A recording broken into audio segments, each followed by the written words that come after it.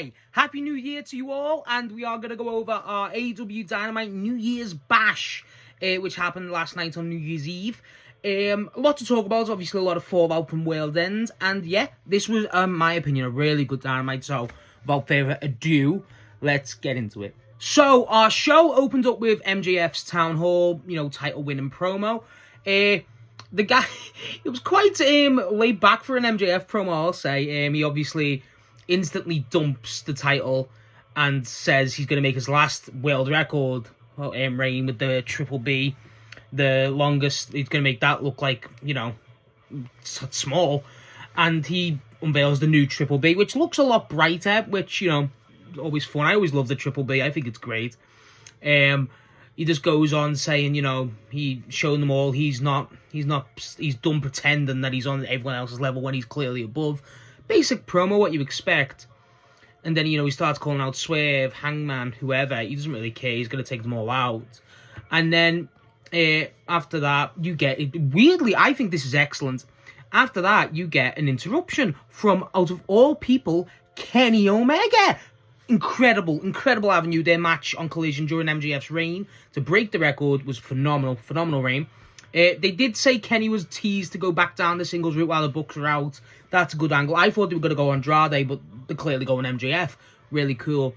Kenny appears via videotape, and he's just basically saying, Maxwell, congrats on the reign. And, our match was, what we had was legendary. But, I always ask myself, the Kenny Omega now and the Kenny Omega and the MJF you are, would they still be the same?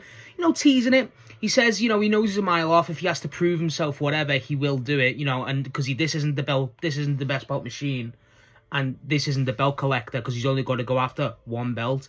And MJF clearly looks a bit, bothered by this. Clearly looks a bit intimidated, because we all know how good Kenny is. Really happy with this development. And then after that, he's like, whatever, I'll take them all on. Then Hangman's theme hits, and Hangman's in the crowd, as he did against Max in just before World's End, after he had that squash match. And then Swerve does the same. Swerve does, and he's on the other side. So MJF's looking at the pair of them, and it's like, what's going on? And then Joe does appear via satellite as well, with Hobbs and Shibata next to him. And he's basically he's fuming, he's saying, out of all people... just pissed at Hangman, Max, and Swerve. And he basically calls out Swerve and Hangman to, he's pissed at Hangman for laying hands on Hook, specifically. And I'm like, what? Hook's eating Doritos at this point. I don't get it. Basically calls them two out. So then he's calling all of them out, saying, look, we're going to go through these, all the ops I'm playing about. And then, after, I don't know if this was before or after. No, this is after, so... during this, Hangman and Swerve come down, because security's out, Hangman and Swerve come down to try and get MJF. MJF runs off with the belt, he runs out.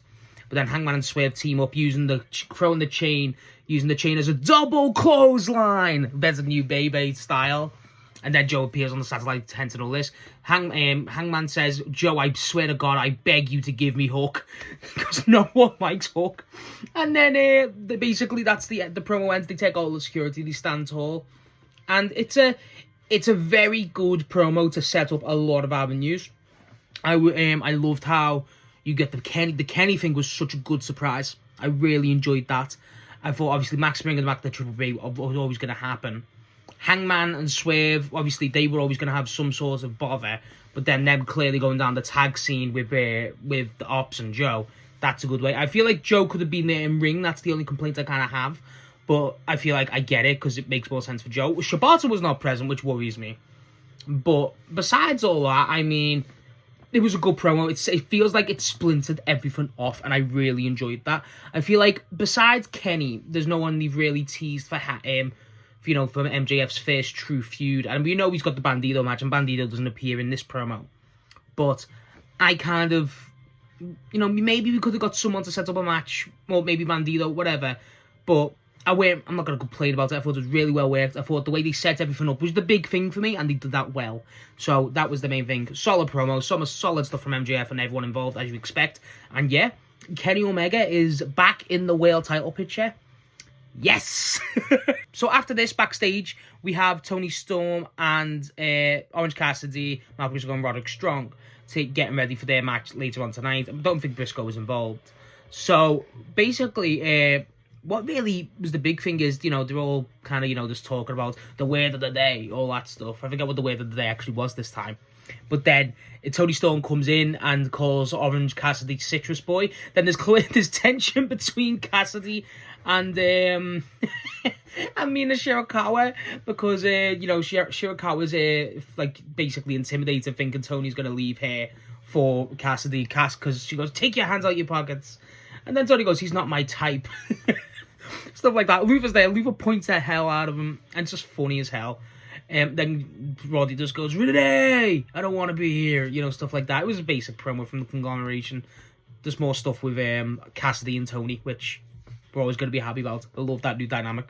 So, our match after the backstage segment was the conglomeration versus the Death Riders in a Tornado Trios match. Obviously following on from the Mixed Nuts match they had at World's End. So it was Tony, Orange, and Briscoe versus Tony, Orange, and Roddy. Versus Claudio, Marina, and Danny Garcia. This match was good. It was kind of a good repeat, but not as good as the World's End match, obviously. I wasn't expecting that. But it was fun. We got more Orange and Tony. Roddy and Claudio had a really good sequence, as you expect from those guys. They're really going out the way to make Roddy look ridiculous now. And I love that. I really enjoy how they're making Roddy look after lackluster C2. Make him look really, ironically, strong. I really enjoy how they're doing that. Besides that, I'm trying to think of anything I'll note in this match, the actual match part, besides the finish. Marina gets a backbreaker from Roddy. Tony goes to do the giant swing to Claudio, but gets stopped. They shit the bed. They should have let Tony do the giant swing, or at least try. Claudio's clearly the main source of interest besides Marina. There's a lot more attacks on the opposite genders in this one. Not hardcore, but you know what I mean. In the last match at World's End, you could tell they were going out the way, besides Roddy to Marina because it's his wife. It's hard to, kind of get someone to hit. But, they're clearly leaning a bit more into it. So hopefully we will get some actual 1v1 intergender matches soon. That could be really fun. But the finish was, Orange Cassidy was about to get it done. And then Yuta comes out and distracts him. And then basically that costs it, runs into a Claudio, big uppercut, and then boom, Death Riders win. Kind of lackluster in a way, kind of a lackluster finish, but usual Death Riders interference spot. And Death Riders get off winning, as they do. At the end, the TV cut to black this. I seen it and they didn't draw enough tension to it. They should have kept this on. I was not happy about this. They had Roderick Strong stand in the middle. And he puts his hand out slowly to help Cassidy up. And they're clearly trying to make the moment, but it cuts to black. So the screenshots I have, you've probably seen it now, has it faded. And it's that should have been, I feel like Roddy was clearly doing that to obviously one, warm up to the conglomeration, but two, a story element. And I really think they should have put more focus on that. They cut to black a bit too early, in my opinion. But whatever, the match was fine. Again, not as good as the World's End one, but it's not going to be. I'm kind of done over the conglomeration and Death Riders feud. Not done over it, but it's it feels not important. Because we've done this before, Blood and Guts era, so whatever. I feel we could definitely move past it, but we just need to find stuff for the guys to do. They're definitely teasing the 1v1 feud, which is good. Claudio versus Roddy, Marina versus Tony, and Cassidy versus Garcia to an extent. That one feels a bit lackluster, but you got Yuta still there. But still, the main thing is building Tony versus Marina, which I think we're at that point now where we can go, okay, let's go, but the pay-per-view is so far away. I get it. But point is, this was fun. Not incredible, but it was fun, and that's what you kind of expect. So after the match and stuff, we got a Mercedes vignette where it's just building the hype up for who Mercedes is, how, going on how much she's done, which is very true, how good she is. PWI's #1 woman of the year. Completely deserved for me. And stuff like that, and, building hype for the Willow match. Stuff like that. Basic vignette. Still solid. After that, we got our Bandido versus Mortos match. This was really good. These guys, I forget what the last match I seen of these two, but it was really fun. It might have been the ROH six-man. But Bandido, of course, he's phenomenal. The guy's unbelievable. The agility, the power, just everything about him. This match, the main thing about it is Bandido wears his cape. And he comes out and he takes the cape off and he starts doing the matador to Mortos as the bull. That was phenomenal. The crowd disappointed me on this because they should have went, hey, each time. They never. Mortos looked good. It was nice to see Mortos on TV. We haven't seen him in a while. But he looked good as ever. I wish Mortos gets some more time.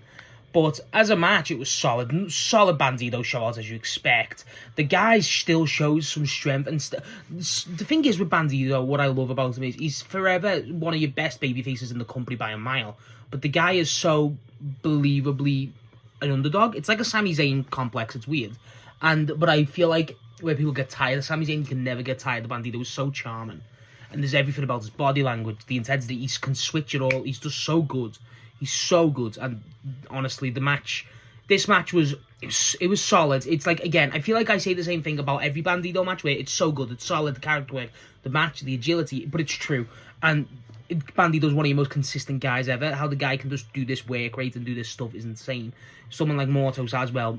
The how big Mortos is and his stature and everything, it's so good. Like when they go outside the ring, like the guy has no reason to move like he does, but it's mainly about Bandito. Bandito does get the win, as you expect. And, you know, it's fun. There was no... I'm still confused what's going on. We'll talk about it later in a sec. But Sammy Guevara obviously come out with Mortos, but he didn't stay outside the ring. I'm not sure. He didn't have no interference.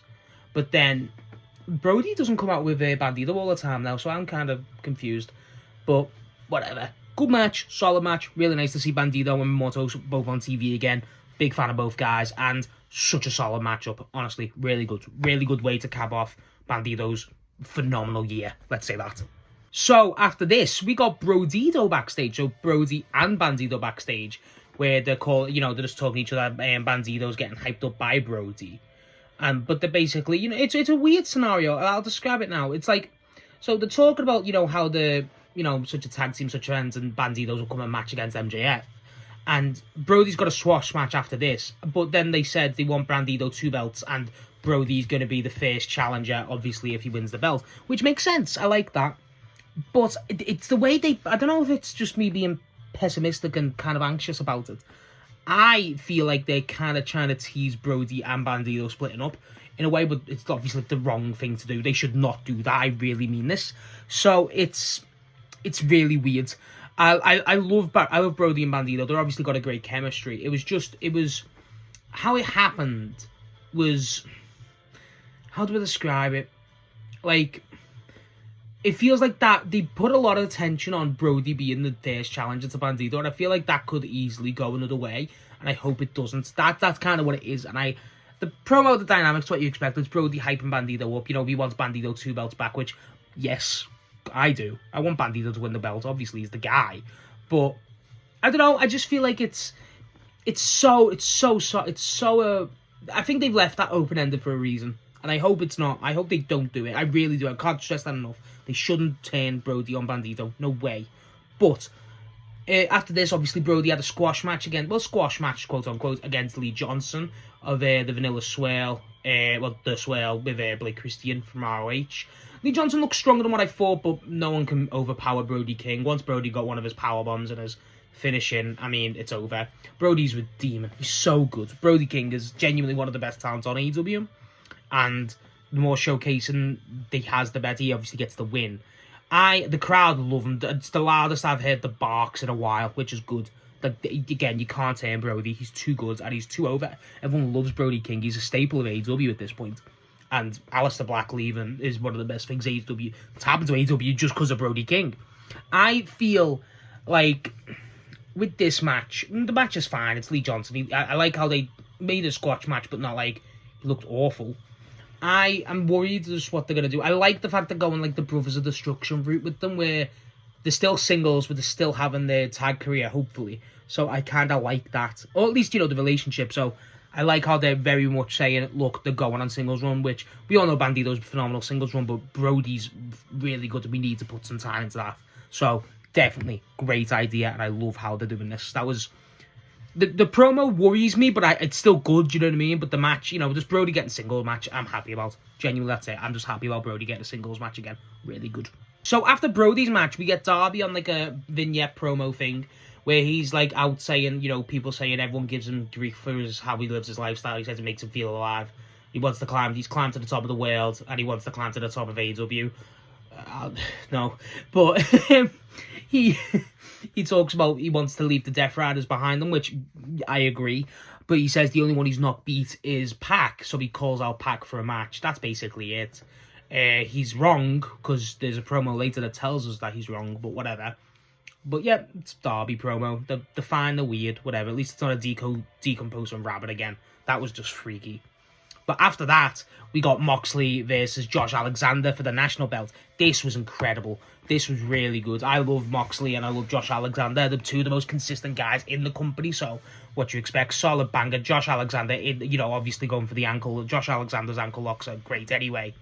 The strength and resilience of Moxley on Showcase again. And like the cheers for Moxley, they're always incredible. And obviously since winning the belt so high up, but this was a great guy to give him a match against. I love Josh Alexander. It feels like a good level for him. I was really happy they done that. I thought we'd get more Don Callis stuff going on, because obviously the Death Rider's got Don Callis stuff. There was none, which was very surprising to me. Very surprising. Moxley nearly hurt his ankle coming into the ring. He saves it, thank God. Josh Alexander's bleeding from the eye. It's weird. It's cool. It's not like crazy, but it's weird. It's so cool. Moxley looks really good here. Like, again, the resilience, the non-tap, and he gets the win, obviously. It's a very back and forth match, and again, I really like how they showcase Josh Alexander here. It feels like at the end of the match, I'll talk about that now. Actually, it feels like Shelton Benjamin MVP come out after Moxley gets the win, and they stare him out, and they're clearly setting up that match next. And just from that, and Josh Alexander, it feels like this Continental run is for Moxley to go, I fuck with him. I like that style. I want to match with that, and I'm all for that, because Josh Alexander feels like a guy John Moxley will watch and go, I love that guy. Shelton Benjamin, again, the same. Stuff like this, and I kind of love that just ideology of it. I really like what they're doing with Moxley, obviously, but this run, it feels very... Obviously, it's going to be consistent. It's Moxley. The guy doesn't take a break, but everything about it just being, okay, Moxley just wants to work with him, let him do what he wants. If that's what it is, all for it. Definitely a great call to do. The match itself, again, it's more ankle work. Moxley's chops and kicks are the main thing. Moxley doesn't really have that many insane moments in this match. What's wild? There's a lot of facial expressions as you expect, and there's a lot of taking damage but still persevering. But I feel like that's kind of the point of a title reign like this. It's kind of like Mercedes' reign, where it's to put Showcase on the people challenging her. But obviously Moxley's so good that, you forget how good it is. Same with Mercedes. So with this, I really like that. And I made Josh Alexander look great. It feels like if people weren't keen on Josh Alexander or didn't get it, they get it this match. It was a very simple but effective match. Really liked it. I thought, again, they'd have Don Callis on... He wasn't even on commentary, stuff like that. There wasn't. So that was a bit surprising. No Okada, no Fletcher, stuff like that. That was very surprising, actually. No Kyle Fletcher or Takeshita on Dynamite. Very surprising. But as a whole, it's fine. I will say one thing that was very notable to me after the match, after Shelton come out, no Death Riders were there. 0. And that, to me, is very signifying. There was none, not even Garcia or Marina. It's normally just Marina. There was none. It was just Moxley walking out on his own. Which, maybe nothing, but to me, very telling for how the Death Riders are. It's very telling to me. So after Moxley's match, we got Tekla and the Sisters of Sin backstage. Tekla's going on clapping about Statlander's match against Hater, saying, because I was happy she called this out, because I realised it too much in the match at World's End. Statlander, for a babyface, spits on Hater, who was once their friend. She loves it. The Sisters of Sin, again, I hate the promo. I hate how they are. The Sisters of Sin, go for the win. It's just boring now. I just don't get it. I'm really not a fan. I like Sky Blue as a wrestler, and I think Julia Hart can eventually turn it round, but it's just stop the unison bullshit. It's just not good. But Tekla's just going mad, saying, she'll see her soon. Definitely building to Tekla's stat, all for that. Really like Tekla, and fine, do you know what I mean? Tekla's the only one in that little trio that's got any charisma at this point, and it's a shame, because there's definitely with Sky, Julia maybe not, but definitely Sky, there's something there, and you just need to rebrand her at this point. Not to a face or anything, but just the Shining Girls just isn't working no more, right? I feel like it's just time to drop it. It's just, I don't get it. But Tekla, we love Tekla. All good. Really like that. So after this, we got our co-main event of the night, which was Ricochet versus Jack Perry for the AEW National Belt. Ricochet coming out with the GOA, the Demand, obviously, and then Jack Perry coming out with Luchasaurus, who's really taped up. So definitely hurt from that match and just in general. But I think that was the work. As a match, I mean, It was fine. But I say it's fine. It was really good. The speed of it was incredible. A lot of hair play. I really enjoyed that. There was a lot of hair play between Ricochet and Perry. That was really fun. There was a point where Ricochet was grabbing Perry down by the hair, so Perry just goes to do it back. And then it doesn't work, and he's looking at his hand. Ricochet's made up. And Perry grabs him by the beard and rags him down. It's funny as hell. A lot of outside stuff there. So they attack Luchasaurus, and Tony Leona takes Luchasaurus backstage, carrying him backstage. Incredible feat of strength, by the way. And then going further with that, you have Bishop Khan. Bishop Khan, just facial. I don't know what it is. Like, I love Bishop Khan's face. It's weird to say, but I do. It's like he laughs, man, and he's got like a weird evil laugh on him, and I love it. But the guy looked great. Ricochet looked great. Ricochet does get the win, and I thought they were going to give it to Perry. The crowd was getting hotter and hotter throughout the night. It was quite hot here. After the match, Luchasaurus comes out, and Tony Leona drags Luchasaurus out, and they start attacking him, and they get the barricade, throw the barricade on his arm, and then start jumping and stomping on it. It really looks it. I thought they were going to bring Marco Stunt out. I really did, but they never. Some of the airtime Perry and Ricochet get in this match was excellent. But I feel like what stole the show for me was how strong they made Tony Leona specifically look, and I'm not against that. But as a match, it was solid. Again, I feel like I'm not going into detail because it was so quick, it's kind of hard to point out specific things. The airtime was the main thing, and the main stuff with the hair, obviously. I thought we didn't get a Jack Perry biting spot. I am heartbroken. But as a match, it was solid. Ricochet retains. I thought they were going to give it to Perry, but I hope we get something more with Jack Perry and Ricochet, because it feels like Luchasaurus is going to be out. Obviously injured with the shoulder. He may make an appearance now and again, but I feel like as a match, this could definitely be worked into a duology or a trilogy. I really like that. So it feels like a kick-off point for me. And Perry and Luchasaurus wouldn't be bad calls to win the belt eventually to showcase AEW. So I'm not against that. I feel like this match was good showcase of both guys, and that's the main thing. So after that match, we got the Death Riders backstage, where this is what I was saying before about the Darby Allin promo. John Moxley's going on about the Death Riders, saying we're always on top, stuff like that. He calls out Shelton and then the people who hurt Mr. We Hurt People. We'll see you next week, so they get the match, obviously. Each Death Rider starts speaking. It was weird. Then Yuta, with his whiny-ass voice, starts going, Darby, you've never beat me, so you have to go through Park. You have to go through Park. You have to go through me. It's like, what? So, like, that's the thing with the Death Riders in this promo. It's like, it's kind of just just whatever promo, just being the Death Riders being cool as fuck. But then it's like, Moxley's obviously got a great voice. Claudio, whenever he speaks, commands authority. Marina's really good at a promo. Then you go, as much as I love Wheeler Yuta, he's such a whiny bitch, and I love it. And then Garcia's like, yeah, like the loudness, the cockiness of just the abrasiveness, it feels like the right word to use. I love Danny Garcia in promos, so it's just funny going from Yuta, like, it's so good. I loved it. But yeah, basically, looks like we're going to get Darby versus Yuta, which, not a problem. Really good with that. So after that, we got Willow and Harley backstage, hyping Willow up for her match against Mercedes later tonight in our main event. And Harley's just going, Willow, you got to get ready for your match tonight. You know, Harley being crazy, can't take her anywhere type of woman.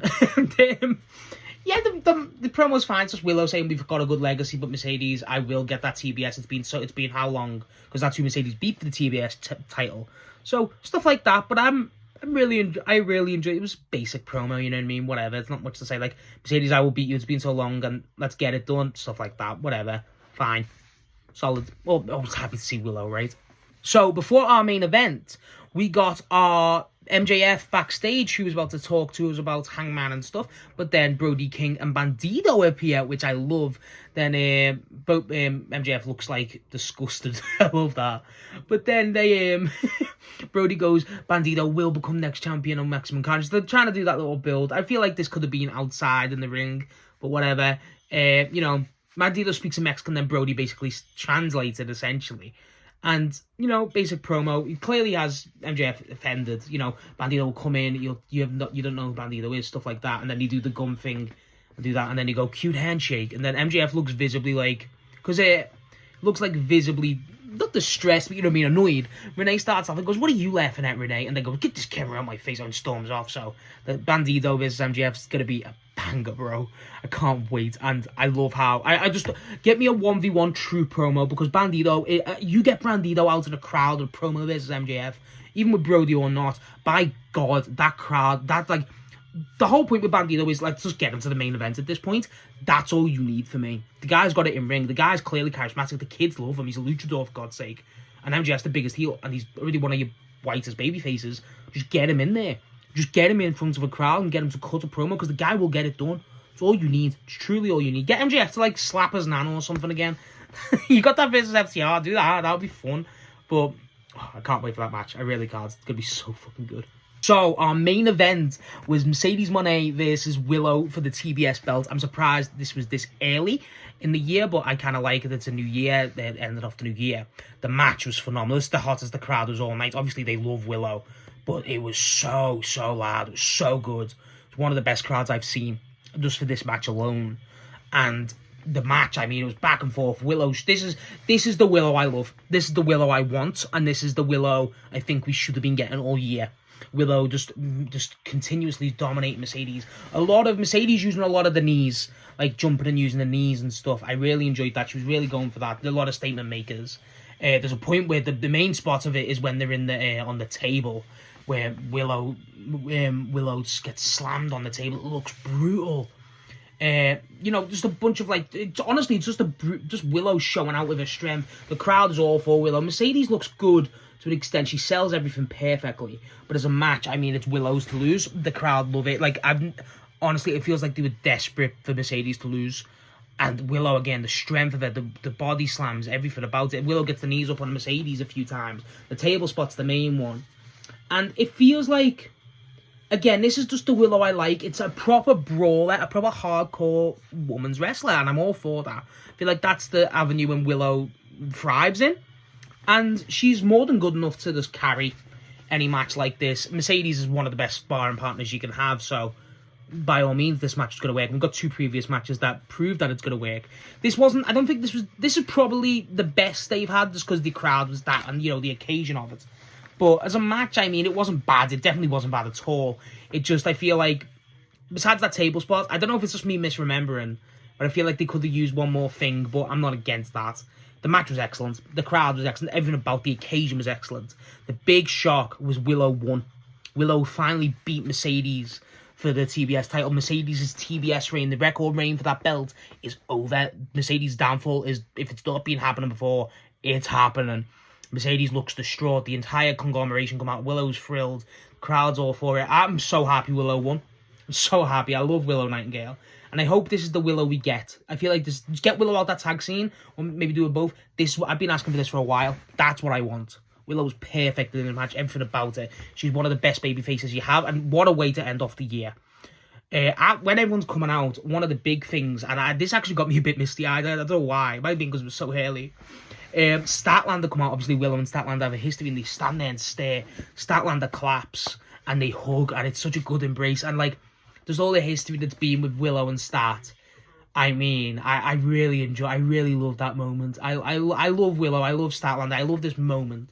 This is a perfect moment. It's like the Joe match, when Joe beat James Samoa Joe and the Ops beat the Death Riders for the Trios belts. It was just an excellent moment to end off Dynamite and stuff. This was an excellent way to end off an excellent year for AEW. To have one of your best baby faces beat one of your best heels for a reign that no one thought would end this early. I don't think anyone expected Willow to win this. As much as people wanted it, I didn't expect it. I thought the TBS would be the last one to go. Going this early is such a great call. It's so good. And Mercedes, again, is head's gone. But the main thing, Willow and Stat reuniting, I mean, I love it. I love everything about it. There's clearly been, they're clearly civil with each other. They teamed up a few times, but, to truly embrace, clap, show respect, everything about it. Yeah, what a moment. What a night. What a year. Just everything about that moment for me makes Dynamite as good as it is this week. It's so good. And it's kind of shame that we probably won't get Willow versus Stat for the world title as the feud, the main blow-off, but that moment's worth it. I don't care. That moment's so worth it. I mean, we still might, but that moment it's perfection. It's such... As a fan of AEW, seeing that basic relationship come and go, all that, it's so relieving. It's a great payoff, and I really enjoyed it. And what a moment for Willow. If there's no one has deserved that title more than Willow Nightingale, and I'll stand by that on the hill. I really won't. What a moment. What a match. So yeah, that was Dynamite this week. Really good. Last Dynamite of the year. Really well, really good way. Again, excellent way to end off the Dynamite and end off the year. A great year for AEW. Complaints about Dynamite? I mean, not really that many.